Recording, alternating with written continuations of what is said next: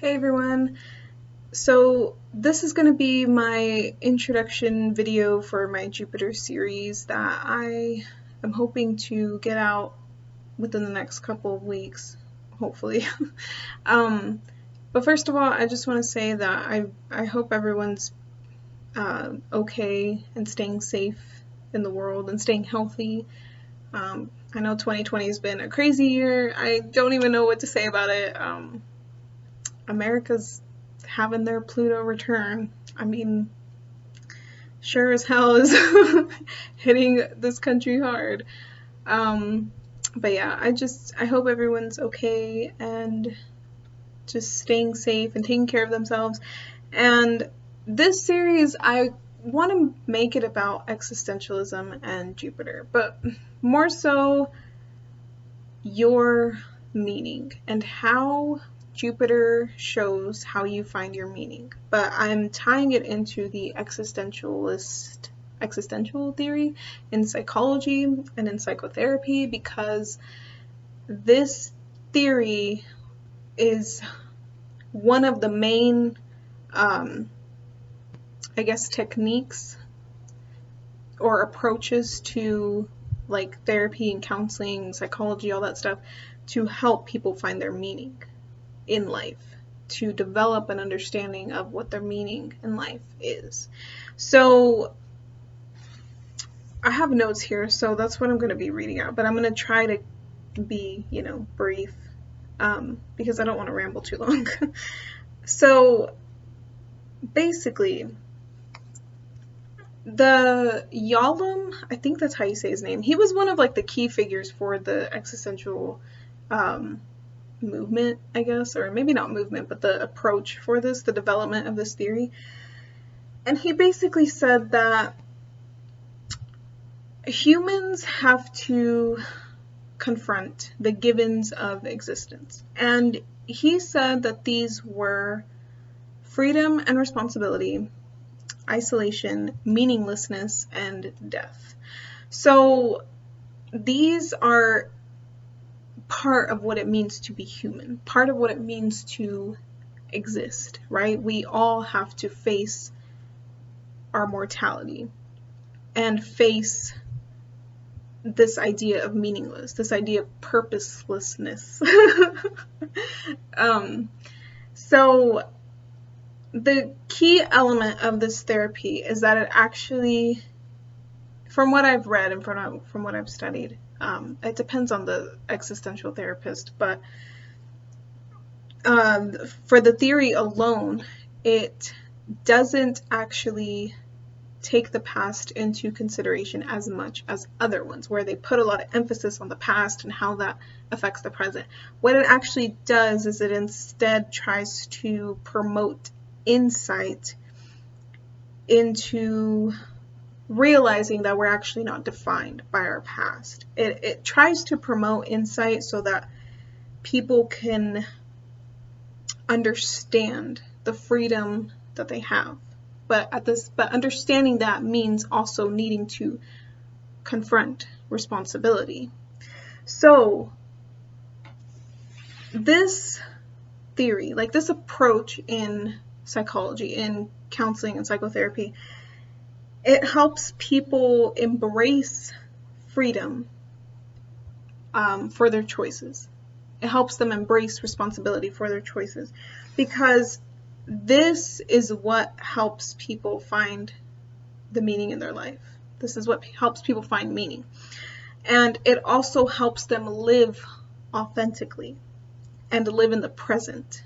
So it's attempting to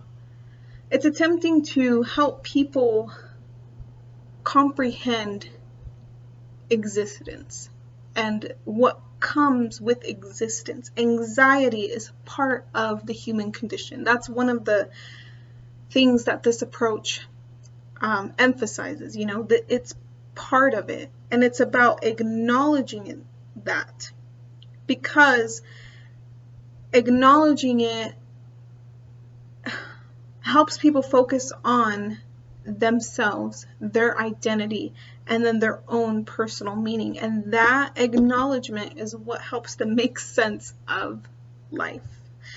So a lot of what existential therapists kind of like the philosophy of it is that all people have the capacity for this self-awareness, and each person has their own unique identity that they can develop and become aware of through their relationships with other people.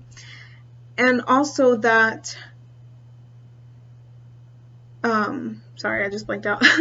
People actually have to recreate themselves because the meaning of life is always changing. So it's kind of also at the same time adopting this like perspective that things are always in a constant state of flux. It kind of reminds me of Heraclitus, actually. If you want to look into his work, he was a Greek philosopher. His work on the theory of flux. So it was like the opposite of Parmenides, where Parmenides said that things are always the same. You know, the source of the universe is the same. It's eternal. It's unchanging. Heraclitus said, no, everything is always changing. But anyways, and that change, that constant change, is why people always have to recreate themselves, because it's like their meaning can always be changing as well, and that's another part of the human condition. And that's what existential therapists try to help clients. And they do this by, again, helping them understand these human conditions, the givens of existence, and to focus on life-enhancing experiences, which would be part of developing their own meaning. So it's kind of helping clients explore their values and their ideals. And now the reason why I think Jupiter, the reason why I'm tying this to Jupiter, because Jupiter is just kind of known for like this happy, positive planet, which, yeah, it is. But that's a very surface perspective, or it's just the surface of Jupiter. Jupiter is like that because of the exploration that Jupiter does. And now when I did my series on the houses, I don't know if any of y'all have seen that series, but I talked about Erik Erikson and how his stages of psychosocial development actually correspond with the experiences that we have in our houses, in our chart. So the third quadrant, the 7th, the 8th, and the 9th house, represents the 5th and the 6th stages in his theory, which is identity versus identity confusion and intimacy versus isolation. Now, existential therapists, or the existential theory, says that people develop their identity through relationships with others, and they have the capacity for this self-awareness, and it comes through understanding the givens of life and existence, of being a human, basically. So that's what we do in the 7th, the 8th, and the 9th houses. That's what we do in these stages of our lives. When we reach this third quadrant, we're at these stages where we are understanding ourselves through other people. And it's kind of separating. We're already all of a sudden towards the upper half of the chart, where we are taking everything that has developed our personality, like the core of who we are, the bottom half of the chart. It's starting to, that part of ourselves, everything that has built who we are, is beginning to interact with others and the world, and we're going deeper into relationships, and through the depth and intimacy of relationships, we develop our unique identity that is apart from the past that is seen in the bottom half of the chart. So Jupiter then is the manifestation of the self-confrontation that we do through people in the 7th and the 8th houses. Because then Jupiter, the 7th and the 8th house, combine together, and then they make the 9th house, where we have to then develop an understanding of life through the experiences that we had, not only that developed our character, but then that we also externalized through our relationships, and that we confronted through these relationships. And that's one of the things that this theory, the existential theory, talks about. And people have to recreate themselves, because life's meaning changes.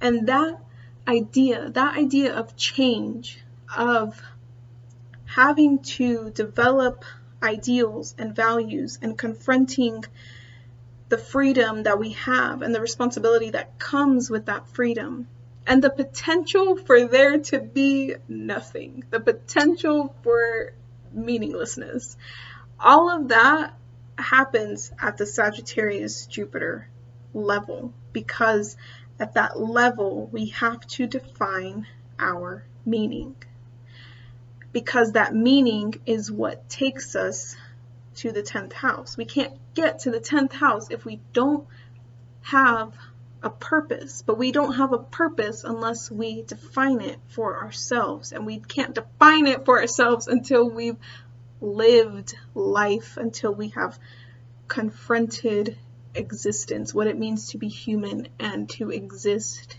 with human conditions in the 8th house, through, the death transformation stuff, and also through what we confront about ourselves in relationships in the 7th.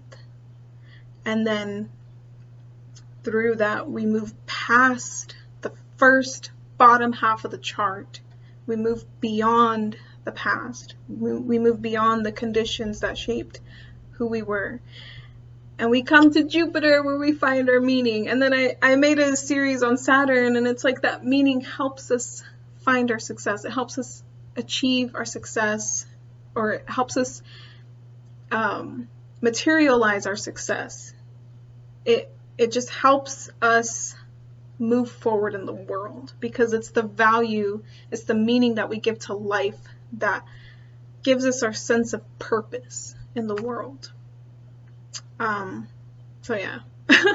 So that's why I'm tying existentialism with Jupiter.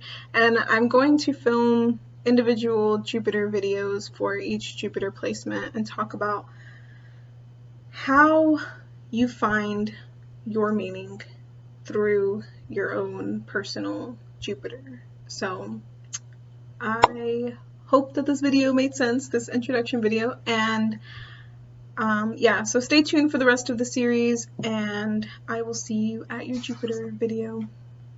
Thanks for watching.